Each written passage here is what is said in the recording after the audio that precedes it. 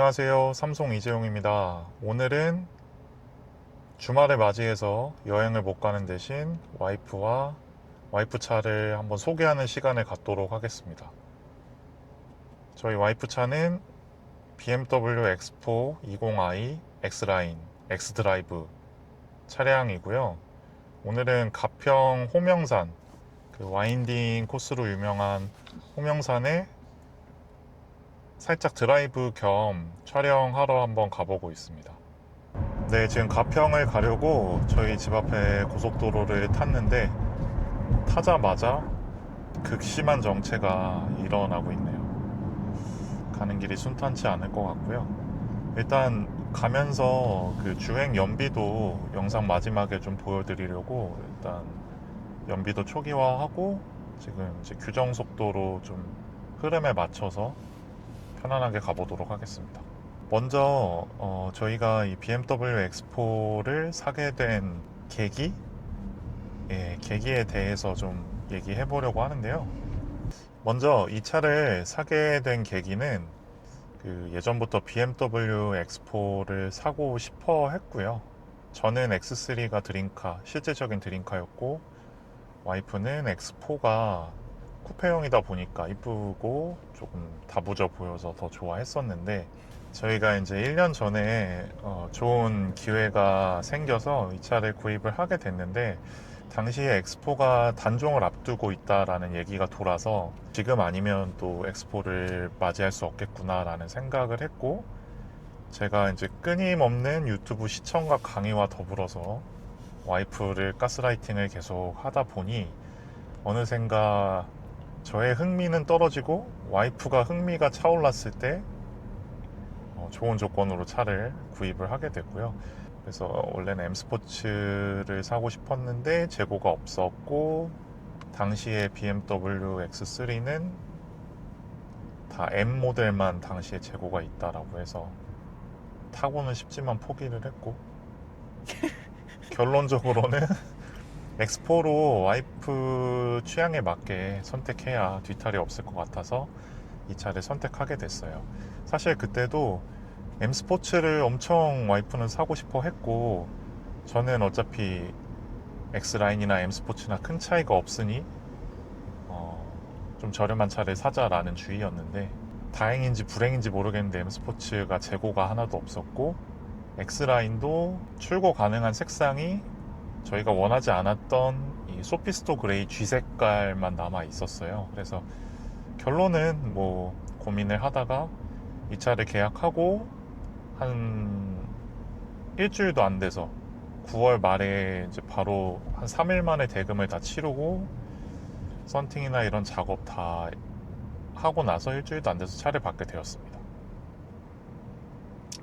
당시에 차는 뭐 할인 1,000만 원 이상 받았고, 물론 재구매 할인까지 해서 그렇고요. 제 기억에는 한 6,150만 원 정도에 구입을 한 것 같아요. 거기서 이제 뭐 취등록세는 별도로 나올 텐데, 어쨌든 요즘 차량들이 워낙 차값이 비싸다 보니까 사실 이 차도 저희한테는 되게 무리해서 산 차긴 한데, 아무튼 그때 좀 큰맘 먹고 질러서 아직 잘 타고 있습니다. 이번 달 말이 되면은 딱 1년인데, 와이프가 시내 그 출퇴근 중심으로 타고 가끔씩 저희 뭐 강원도 가거나 뭐 포항 가거나 할 때 한 번씩 타서 지금 총 주행 거리는 1,600km 정도밖에 안 된 아주 따끈따끈한 아직까지 새 차이고요. 일단 BMW X4 이 차량의 뭐 옵션을 좀 간단히 말씀드리면, 애플 카플레이하고 연동되는 되게 큼지막한 HUD가 있고요. 그리고 무선 애플 카플레이가 가능하고, 뭐 핸들 열선 그리고 통풍 열선은 다 있고, 앞좌석에, 그리고 뒷좌석은 열선만 있고요. 주행 보조 장치, 그 스마트 크루즈 컨트롤, 앞차 간격 유지하면서 고속도로에서 주행 보조 장치를 쓸 수 있고, 핸들까지도 보조가 되고요. 그리고 정차했다가 재출발도 가능한 것으로 알고 있습니다. 그리고 사각지대 경고도 사이드 미러에 불이 들어오는 형태고, 썬루프 있고 전동 트렁크에 킥모션이 포함된 옵션을 가지고 있고요. 일반적으로 뭐 차 타는데 불편한 거는 없을 정도로 다 갖추고 있다라고 보시면 될 것 같아요. 그리고 그 스마트폰으로 이 BMW 앱을 받아서 뭐 간단한 조작이나 차키가 없어도 핸드폰으로 시동을 걸 수 있고 이런 좀 편리한 게 있는 것 같습니다. 그리고 이 차는 기본으로 엑스드라이브 4륜이 들어 있어서 좀 더 안전성 측면에서 더 좋지 않은가 싶습니다. 뭐 썬루프도 뭐 생각보다 큼지막하게 되어 있어서 좋고요. 그 뭐 오토 라이트인데 그 상향등까지 어두운 곳에서 이렇게 켜졌다 꺼졌다 자동으로 하는 기능도 있습니다. 이 정도가 옵션은 다인 것 같고요. 이 정도면 너무 필요한 건 다 갖고 있다라고 볼 수 있을 것 같아요. 장점하고 단점 그리고 뭐 유지비 측면에서 얘기를 해보고 최종적으로는 어떤 성향을 가지신 분한테 이 차가 좀 어울리는지 추천하고 싶은지를 좀 설명을 드리면서 오늘 영상은 마무리를 할 예정이고요. 저희가 장점과 단점을 조금 먼저 설명을 드릴 텐데요. 일단 장점은 외적으로 봤을 때 생각보다 외관에서 봤을 때 이렇게 좀 근육질에 좀 다부져 보이는 외관을 갖고 있다 보니까 디자인 측면에서 조금 만족도가 높았고, 물론 M스포츠가 외관이 훨씬 이쁘겠죠. 하지만 X라인도 뭐 밋밋한 듯 하면서 심플해서 괜찮습니다. 그리고 후면도 이렇게 쿠페 스타일로 조금 천장이 깎여 있지만서도 그 범퍼나 이런 쪽이 되게 차가 빵빵해 갖고 생각보다 볼 때마다 조금 만족도가 높은 것 같고요. 이 차의 장점 중에 주행 관련해서 한번 얘기를 해볼까 하는데요. 일단 지금도 주행을 하고 있지만 우선 브레이크가 상당히 잘 들어요. 그래서 좀 위급한 상황이나 평소에도 브레이크를 조금만 밟아도 잘 들다 보니까 좀 어떤 위급 상황에도 불안하지 않게 차를 잘 세울 수가 있어서 너무 좋고, 요새 웬만한 차들 뭐 브레이크 잘 든다고 하는데 뭐 그렇지 못한 차들이 많이 있죠. 그래서 초기에는 그 브레이크가 잘 드는 것 같다가도 이제 꼭 밟으면 뒤에 가서 좀 밀리는 차들이 많이 있는데 이 차는 그런 거 없이 아주 만족스럽습니다. 그리고 차가 제가 핸들을 5도를 꺾었다 하면 차도 5도를 그대로 따라와줘요. 주행을 하고 핸들을 돌릴 때 차와 한 몸이 된 듯하게 되게 핸들링을 잘 잡아주고 차의 거동이 무너지지 않고 되게 가뿐하게 잘 헤쳐나갑니다. 그래서 너무 좋고, 예를 들면 로터리를 돌 때도 차가 쏠리는 게 없고, 고속도로 좀 급한 코너를 나갈 때도 사실 SUV이고 이렇게 차가 무게도 있을 텐데도 불구하고 꽤나 잘 버티면서 좀 오히려 그런 길이 기다려지는, 아무튼 차의 핸들링이 좋고 브레이크 담력이 좋다라는 게 있고, 유명하지만 이 BMW는 ZF 미션이 엔진과 궁합이 잘 맞아서 미션 반응이 상당히 좋다라는 거를 늘 들어왔었는데, 제가 느껴보니까 확실히 그게 어떠한 건지 알 것 같아요. 그러니까 뭐 좀 변속이 매끄럽지 않은 차들은 차가 약간 딜레이? 렉 걸리면서 나가는 그런 느낌이 있는데, 사실 저희가 이 차를 타기 전에 와이프 차가 그 F40 120i를 탔었거든요. 2022년식이었는데 그 차도 되게 가볍고 20i 엔진에 되게 잘 나갔는데, 조금 타다 보니까 그 아이신 미션이 그 차에는 들어있어서 약간 풀악셀을 했을 때 조금 한 템포 쉬고 이렇게 나가는 듯한 그런 느낌들이 좀 버벅이는 순간들이 간혹 있었는데, 적어도 이 ZF 미션은 그런 게 없이 매끄럽게 잘 나가고 그런 부분이 있는 것 같습니다. 맞아, 엄청 꿀렁거렸어. 1 시리즈가. 1 시리즈는. 근데 되게 매력적인 차였는데 이 차를 사게 되면서 급하게 팔게 돼서 좀 아깝긴 합니다. 되게 재밌게 잘 탔었고, 전반적으로 이 차가 갖고 있는 차의 기본기나 이런 게 그냥 제일 어찌 보면 기본 모델인 20i X라인에서도 이렇게 느껴지다 보니까 되게 만족도가 좋고, 그리고 더 윗급으로 가면 어떤 세상이 기다리고 있을까, 항상 요새는 그런 행복한 생각을 하고 또 기변을 꿈꾸면서 열심히 돈을 벌고 있습니다.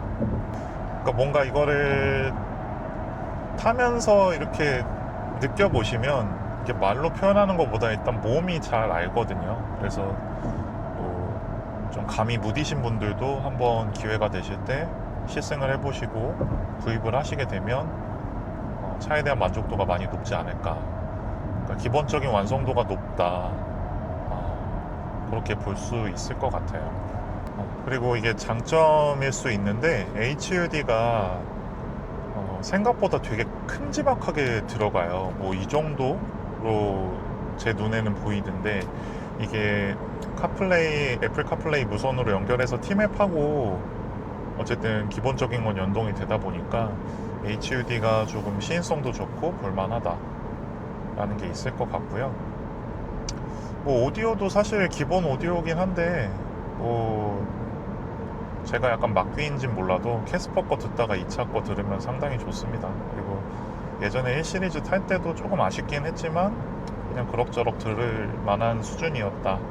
뭐 실내가 되게 좁다, 뭐 트렁크가 좁다, 이런 말씀 하시는 분들이 많이 계신 것 같은데, 제가 키가 80이 넘고 몸무게도 좀 나가는데 뭐 제가 타도 그렇게 부족한 거는 못 느끼겠고요. 어쨌든 2열에 뭐 이제 애기들이 있거나 짐이 많으신 분들은 2열이나 트렁크가 조금 부족하게 느껴지실 수는 있을 것 같아요. 근데 저희는 뭐 둘이서 타기에는 뭐 넉넉하고, 가끔 이제 제가 대리를 불러서 뒷자리에 타는 경우가 있는데, 제 앉은 키가 크다 보니까 이제 뒷자리가 좀 깎여 있어서 머리가 조금 다는 경우들이 있어서 그 부분만 조금 아쉬운 점이 있는 것 같습니다.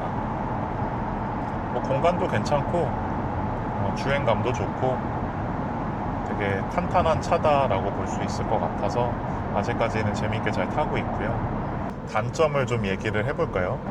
일단은 제가 이 차를 살 때 뭐 항상 쏘고 다니진 않더라도 차가 갈증이 없었으면 해서, 기존의 1 시리즈의 20i를 탈 때는 차가 뭐 성능도 부족함 없이 되게 경쾌하게 잘 나가서 좋았는데, 이게 이제 더 뚱뚱한 차인데 엔진이 똑같이 들어간다고 생각을 하니까 잘 안 나갈 것 같다라는 생각을 먼저 했는데, 그래서 구입할 때 20i를 사야 되나 20D를 사야 되나 40i를 사야 되나 M을 사야 되나 라는 생각은 해봤지만, 예산에서 20D, 40i, M은 다 떨어졌고요.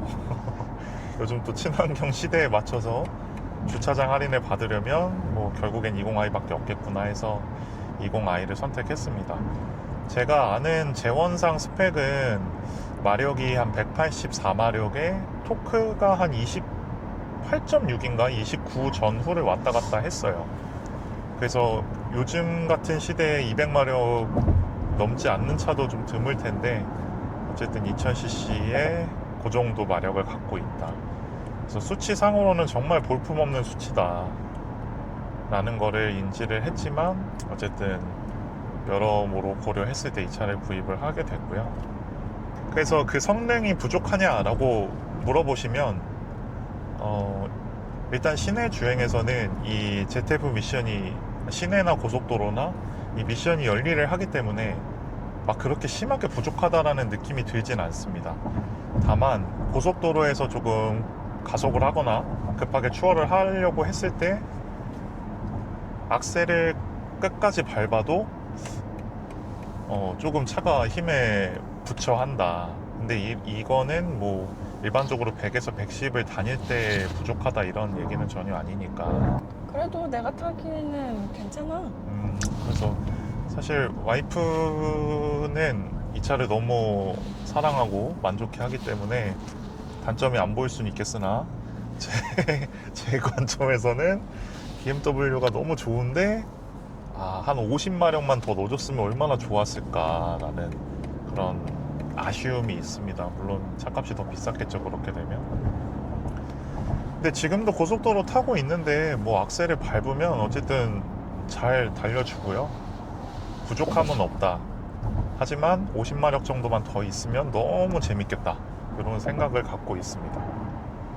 거기에 조금 이제 스피드를 좀 좋아하신다 하는 분들에게는 좀 아쉬운 점이 있을 것 같네요.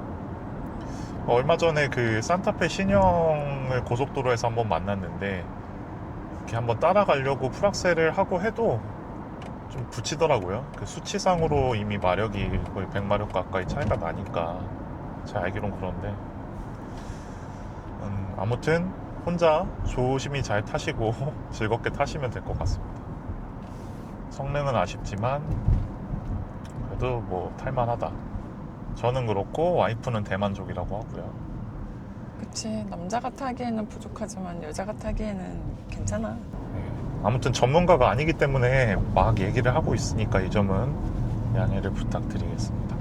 다음으로는 연비가 좀 저희 살 때부터 걱정이 되긴 했어요. 사실 저희는 디젤 차를 많이 타왔었고 하다 보니까 기름값 걱정 없이 여기저기 잘 돌아다녔었는데 실질적으로 휘발유 차는 되게 오랜만에 구입을 하는 거라서 망설여졌긴 했는데 공인연비가 9.8인가 그렇습니다. 이게 또 사륜도 들어가 있다 보니까 이제 복합 연비가 9.8 정도 되는데 어쨌든 와이프가 이 차를 탈 때 주로 타는 환경은 그 서울 시내를 출퇴근을 하기 때문에 연비가 잘 나올 수 없는 환경이에요. 그래서 시내에서 그냥 뭐 답답하게 타지도 않고 그냥 시원시원하게 탔을 때 연비가 한 8, 9 정도 나오지 않나. 이 뚱뚱한 차가 그 정도면 잘 나오는 것 같고요. 그리고 오늘처럼 이렇게 좀 적당히 막히지 않고 흐름에 맞춰서 좀 고속화 도로를 달릴 때면 연비가 뭐 15, 많게는 16까지도 나옵니다. 정말 극심한 도로를 다니시는 분들에게는 이 차가 연비가 좋다라고 볼 수는 없을 것 같은데 어느 정도 흐름이 있고 뭐 과속을 많이 안 하신다면 연비가 잘 나올 것 같다 이렇게 볼 수 있을 것 같아요. 근데 아무래도 어쨌든 고급류를 넣고는 있지만 예전에 디젤 넣던 거나 지금 또 캐스퍼 일렉트릭의 전기세를 생각하면 좀 부담스러운 고급 휘발유 가격이긴 하다 이렇게 볼 수 있을 것 같아요. 근데 관리 측면에서는 휘발유가 다 낫다고 하니까 주행거리가 뭐 저희처럼 많지 않으시면은 휘발유로 구입하시는 게 어떨까 싶습니다. 저희가 얘기를 해보니까 이 차에 크리티컬한 단점이 있진 않아요, 저희한테는. 그래서 일단 소소한 거를 좀 말씀드리면 일단 이 차가 쿠페 스타일이라 그런지 모르겠는데 처음에 이 차를 사실 이 차 시승도 안 하고 샀거든요. 뭐 자랑은 아니지만 저희가 유튜브 보고 뭐 다들 만족스러워 하시는 것 같고 뭐 많이 찾아봤는데 뭐 괜찮은 차 같아서 일단 구입은 했는데 일단은 앞유리 각도도 좀 이렇게 눕혀 있어 갖고 좀 처음에 탔을 때는 예전에 뭐 다른 SUV들 탔을 때보다 조금 시야가 많이 눕혀 있어서 좀 답답한 느낌이 들었었는데 타다 보니까 이것도 적응이 돼서 그런지 지금은 또 괜찮은 것 같고요. 다만 이제 쿠페 형태다 보니까 그 트렁크가 깎이면서 뒷유리도 되게 공간이 되게 좁아요. 그래서 처음에 타시면은 뒷유리가 이거 왜 이렇게 좁아 이렇게 잘 안 보이네 이렇게 생각하실 수도 있는데 그거는 계속 됩니다. 계속 좁게 보시는 거고 타다 보니까 근데 또 적응이 됐어. 잘 보여 이제. 와이프처럼 차를 사랑하고 또 오래 타시면 네, 저런 것도 잘 보인다. 근데 확실히 사람은 적응하는 게 큰 게 저도 되게 불만이 많았는데 지금 또 타다 보니까 뒤가 잘 보이는 것 같아요. 뒷자리 가운데 좌석에 그 헤드레스트 때문에 조금 간섭이 생길 수 있는데 제가 알기로는 저 헤드레스트가 조금 내려가거든요. 그래서 이렇게 내리고 타시면은 그래도 시야가 많이 손해보지는 않는 것 같습니다. 물론 일반적인 SUV에 비하면 좀 답답할 수는 있다 정도는 참고해 주시면 될 것 같아요. 아, 최고의 단점 라이트. 네. 그리고 최고의 단점은 와이프는 라이트를 꼽았고요. 저는 실내를 좀 꼽으려고 합니다. 라이트는 사실 이 차도 LED 라이트가 들어가 있기는 한데요. 기존 차가 그 와이프는 120i를 탔었고 티구안 페리를 탔었는데 라이트가 되게 밝았습니다. 이게 IQ 라이트가 들어가 있어서 뭐 자동으로 상향등도 되고 그리고 밤에 운전할 때 되게 좋았는데 라이트가 멀리 뻗치는 것도 좋았고 너무 어두운 길을 가도 전혀 어둡지 않고 밝게 잘 비춰줬는데, 엑스포는 뭔가 LED긴 한데 멀리 못 비춰주는 것 같고, 이게 조사각이 뭐 좀 낮게 돼 있는 건지 뭔지 모르겠는데 아무튼 좀 어두운 편이에요. 그래서 기존의 120i보다도 뭔가 라이트가 더 어두운 느낌이고, 물론 이건 저희 차만 그럴 수는 있긴 한데 조금 LED라고 하기에는 좀 어두운 편이 있다 라고 볼 수 있을 것 같아요. 기존에 저희가 LED 들어간 차 중에 뭐 미니 컨트리맨도 탔었고, 그 소렌토 MQ4도 초기형 모델을 저희가 타다가 티구안으로 바꿨던 건데, 그 차들 다 통틀어서 이 차가 좀 라이트가 제일 어두운 것 같아요. 그래서 물론 레이저 라이트가 포함된 상위 트림을 샀으면 그런 게 해소가 됐겠지만, 밤에 켜고 다닐 때는 조금 아쉬운 점이 있다. 제가 뽑은 단점은 실내 디자인인데, 뭐 사실 저는 이게 익숙해서 괜찮긴 한데 작년에 구입한 차라고 보기에는 실내가 다소 조금 밋밋하지 않나 싶고요. 그래도 기존에 타던 1 시리즈하고 안에 구조가 정말 다 똑같은데, 그래도 무드등은 조금 더 낮이긴 했어요. 근데 뭐 그 외적인 거는 기존 차와 복붙이기 때문에 뭐 새로울 게 없다. 그래서 조금 아쉬운 점이 있다 라고 볼 수 있을 것 같습니다. 요즘 나오는 BMW는 또 실내가 되게 삐까뻔쩍하게 잘 나오더라고요. 그래도 뭐 질리지 않고, BMW 실내는 원래 이렇지라고 생각하면 그것도 단점이 되진 않는 것 같습니다. 뭐 실내에 이런 가죽이나 이런 손이 닿는 쪽에는 플라스틱이 많이 없어요. 거의 없는 것 같은데, 소재나 뭐 이런 게 가죽이나 우레탄 같은 게 잘 돼 있는 것 같아서, 어쨌든 몸이 닿는 곳들의 가죽들은 되게 질감도 괜찮고 좋은 것 같습니다. 오히려 화려한 것보다 이렇게 밋밋한 차가 오래 타기엔 더 좋지 않나, 그렇게 최면을 걸면서 잘 타고 있습니다. 이어서 유지비 측면에서 좀 말씀을 드릴 텐데, 저는 조금 유지비 측면에서는 염려를 안 하셔도 된다고 생각을 해요. 어쨌든 신차로 구입을 했을 때는 크게 돈 들 게 없습니다. 뭐 국산차든 수입차든 다 똑같겠죠.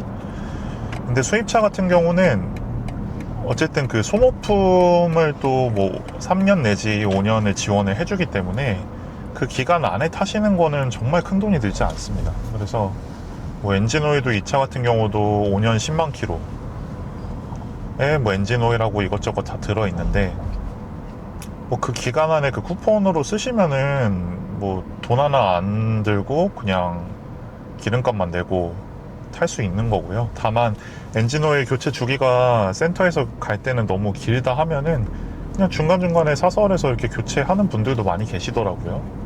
차를 생각한다면. 그래서 그런 거 정도야 뭐 국산차를 타도 똑같이 들지 않나. 물론 정식 센터 가서 교체하면 돈이 많이 들 수는 있겠지만 뭐 그렇게 부담스러운 수준은 아닌 것 같습니다. 뭐 서비스 센터 예약이 어렵지 않냐, 뭐 그래도 국산 AS가 좋지 하는데, 저희 동네에는 요새 오히려 블루엔즈 예약하는 게 더 힘들어요. 캐스퍼 같은 경우도 지금 제가 차를 사고 나서 리콜을 한 5개를 받은 것 같은데, 사실 동네에서 예약하기도 힘들고, 차를 어떻게 만들었길래 리콜이 5개나 연달아 뜨는지도 좀 오너 입장에서 화가 나는데, 직장 다니면서 막 반차 연차 쓰고 차 고치기 되게 힘들거든요. 근데 평일에 못 가면 토요일은 아예 리콜도 안 돼요. 그래서 어차피 국산차도 그런데 뭐 수입차라고 뭐 그렇게 그런 측면에서 어렵나? 저는 좀 그런 생각이 듭니다. 그래서 어차피 수입차도 뭐 소모품 같은 경우는 토요일까지 운영을 하는 곳들이 많이 있고, 그리고 내가 산 딜러사가 아니라 서비스 센터라면 전국에서 다 가능하니까 물론 조금 불편한 점은 있겠죠. 물론 염려하시는 부분이 뭐 자동차가 타고 다니다가 사고가 났을 때 수리비가 엄청 비싸지 않냐, 그런 측면에서 염려를 하실 수는 있어요. 수리비 되게 비싸요. 예전에 저희가 타던 컨트리맨이 접촉사고로 라이트가 이제 고장이 났는데 라이트 값만 아마 한 300만 원 정도 수리비가 들었던 것 같아서. 근데 뭐 사고를 뭐 맨날 나는 것도 아니고 안 날 수도 있는 거고 운전 조심해서 하니까 그런 부분까지 다 고려를 한다면은 아예 차를 사지 말아야겠죠. 그래서 유지비 측면에서는 전혀 뭐 걱정하실 건 없다. 다만 좀 몸은 피곤할 수 있다. 서비스 센터 예약을 하거나. 지금도 이런 좀 코너를 돌 때 SUV 거동치고는 잘 돈다. 이런 게 좀 장점일 수 있죠. 그래서 유지비 측면에서는 뭐 큰 부담은 없으실 것 같고, 조금 인내심과 시간만 있으시다면 서비스 센터 예약은 수월하게 잘 할 수 있다. 잘 다닐 수 있다. 그리고 뭐 자동차세 같은 경우는 뭐 브랜드와 상관이 없죠. 차 가격과 상관이 없고 다 배기량 기준으로 하니까 그냥 2000cc 중형차, 뭐 소나타 이런 기준으로 똑같이 부과가 된다라고 보시면 될 것 같고, 그 보험료는 저희가 30대 중반인데 이 차를 작년에 출고할 때 삼성화재에서 자차 포함해서 한 90만 원 초반이 나왔었고요. 그리고 올해 갱신할 때 지금 예상 금액이 한 63만 원 정도 되는 것 같습니다. 많이 떨어졌고 생각보다 그렇게 비싸지가 않아요. 근데 반대로 캐스퍼 일렉트릭도 제가 같은 시기에 출고를 했는데 첫 해 60만 원 중반 정도였고, 그리고 올해 갱신할 때도 한 50만 원 중반 정도 삼성화재에서 예상이 되더라고요. 사실 보면은 올해 갱신할 때는 엑스포나 캐스퍼 일렉트릭이나 한 10만 원 정도밖에 차이가 안 나서 뭐 유지비 측면에서 이게 많이 들진 않는 것 같습니다. 그래서 보험료도 워낙 요새 그 안전장치들이 많이 들어있다 보니까 그렇게 보험사에서도 많이 잡는 것 같지는 않아서 그 T맵 점수만 잘 관리하시면은 좀 더 할인해서 저렴하게 탈 수 있지 않을까 싶습니다. 참고로 저는 T맵 점수 관리를 안 해서 50만원, 60만원 나온 거니까 제가 다음 달 갱신할 때까지 잘 관리를 하고 타면 좀 더 할인을 받을 수 있겠죠. 정리해보면 유지비 측면에서 뭐 크게 문제가 될 건 없습니다. 네. 특히나 또 보증기간 안에, 소모품 기간 안에 타시는 분들이라면 더욱 걱정하실 필요 없고, 뭐 타이어나 이런 건 어차피 소모품이니까 어떤 차를 타더라도 다 갈아야 되니까 그런 거는 논외로 하도록 하겠습니다. 그래서 다시 정리를 해보면 이 차는 핸들링이 좋고 옵션도 필요한 것들은 다 들어가 있고, 그리고 4륜구동이라서 좀 더 뭐 핸들링과 같은 얘기지만 안정성이 좀 있어 보이고, 장거리 주행을 해도 피로도가 조금 덜하고, 뭐 이거는 개인의 의견이니까 참고만 하시고요. 그 정도이고 뭐 두루두루 되게 만족하면서 타는 차다. 그리고 단점 같은 경우는 뭐 아까 말씀드린 것처럼 약간 아쉬운 성능, 그리고 연비야 뭐 잘 발 컨트롤 하시면 연비는 그래도 생각보다는 잘 나오는 편이니까 그런 게 있고, 약간 아쉬운 라이트 밝기, 그리고 제가 뽑았던 조금 올드한 실내, 이 정도일 것 같고요. 그리고 엑스포가 원래 작년에 단종된다 그래서 저희가 서둘러서 구입을 했는데 아직도 판매가 되고 있어요. 그래서 제가 볼 때 신형은 안 나올 것 같은데 아직까지 좀 판매를 하고 있으니까 혹시 구입을 고려하신다면은 요 내용 그냥 간단하게 참고하시면 좋을 것 같고, 그래도 저 같으면은 지금 산다 그러면 X3 신형을 살 것 같아요. 아무래도 차는 신형이죠. 아직까지도 뭐 저희 눈에는 1년밖에 안 된 차니까 매력적이고 장점이 많은 차입니다. 그래서 뭐 이런 장단점이 있고, 무엇보다 뭐 운전을 조금 막 그렇게 과하게 스포티하게 타지 않으시는 분들한테 좀 추천드릴 수 있을 것 같고요. 시내에서도 운전하기 너무 편하고, 뭐 고속도로에서도 어쨌든 마음 먹은 만큼은 잘 달리니까 혹시나 조금 스포티한 SUV를 고려하고 계신다면 요즘 국산 SUV도 가격이 많이 올랐으니 이 BMW SUV도 한번 고려해 보시는 게 어떨까 싶습니다. 저희는 이 차를 오래오래 타려고 하는데 그게 마음대로 될지는 모르겠지만, 네, 앞으로도 좀 중간중간에 주행 영상이나 뭐 이 차를 활용해서 궁금하신 점이 있다면은 댓글에 남겨주시면 계속해서 좀 촬영하고 리뷰를 해보도록 하겠습니다.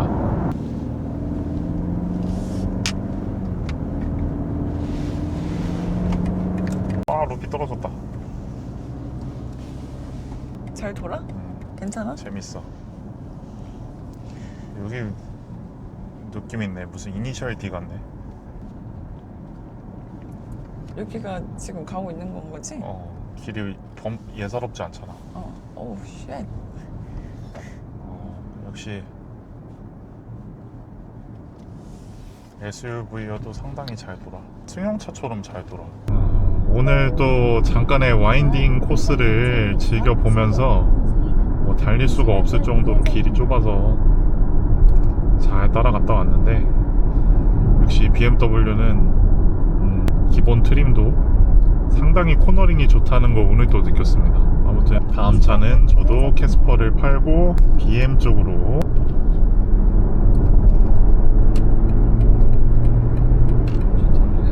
들어오겠다는 건가? 몰라.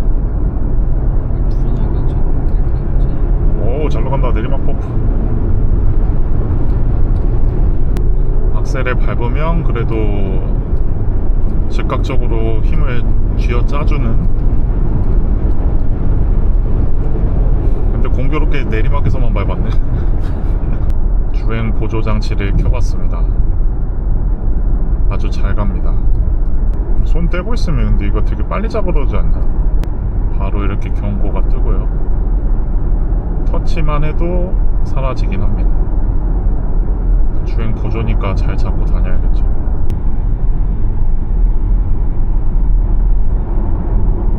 드라이브를 끝 마쳤고요. 오늘의 연비를 좀 볼까? 연비가 안 좋을 것 같은데. 13.1km. 오늘 좀 중간에 많이 밟아갖고 오는 길에 많이 떨어졌네요. 194.5km나 탔네 오늘. 여기가 연비가 아까 가평 갈 때 15km 좀 넘게 나왔었는데, 올 때 고속도로에서 밟는 바람에 연비가 많이 안 좋아졌습니다. 오늘 드라이브는 여기서 마치고요. 다음에 또 뵙겠습니다. 감사합니다.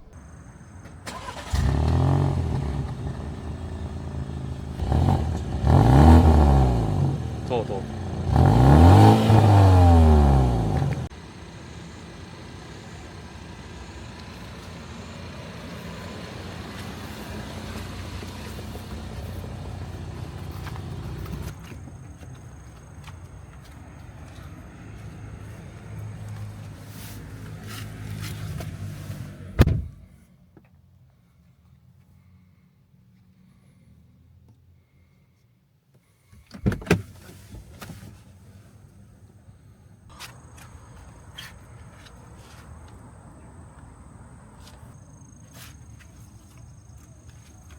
되게 현실적인 브이로그 딱 브이로그래. 리뷰다, 그치? 그치. 뚱뚱한 아저씨가 탔을 때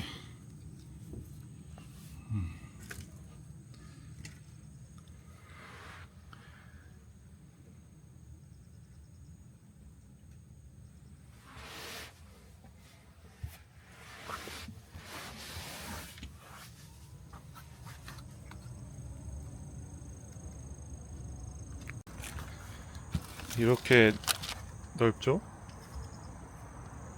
상당히 넓어요. 근데